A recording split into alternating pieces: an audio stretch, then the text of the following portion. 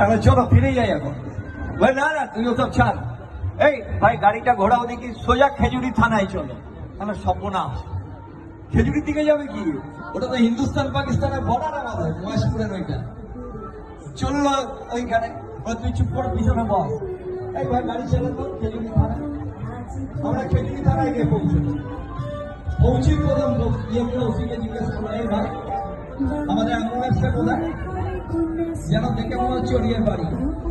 সারা খেজুরির লোক ভেঙে পড়েছে, মোয়ার্সেটা দিয়ে এসেছে। এগুলো দুর্ঘটনায় হলো বলে আমি ডাক্তারের অ্যাম্বুলেন্সে নিয়ে এখনই নিয়ে যাবো।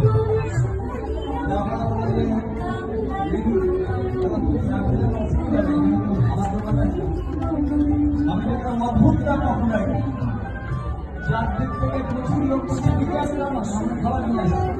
শুধু খাবার বিড়ি গেল না, আমাদের সবারই গেল।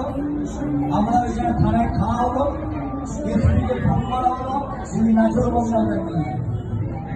এইবার অরবিডে বেরিয়া সেখান থেকে অ্যাম্বুলেন্সটাকে ঠিক করা হবে।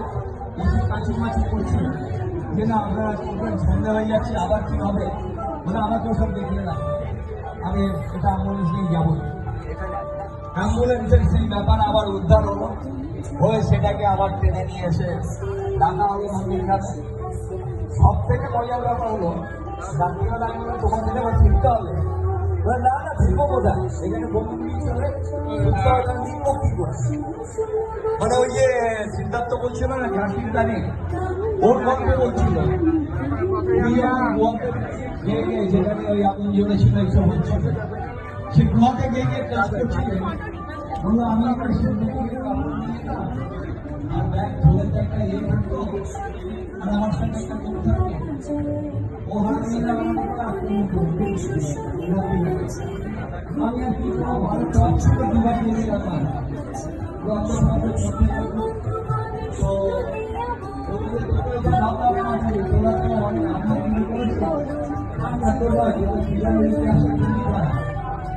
একটা মেয়ে থাকতে গেলে না না কোনো বাথরুম লাগবে, কমন লাগবে, কি করেছি ব্যবস্থা কর। আমরা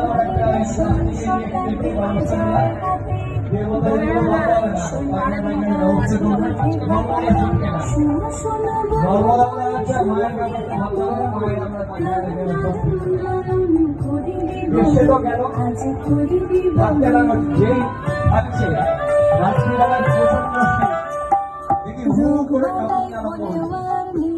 তুমি কেন এখানে রাত্রিবেলায়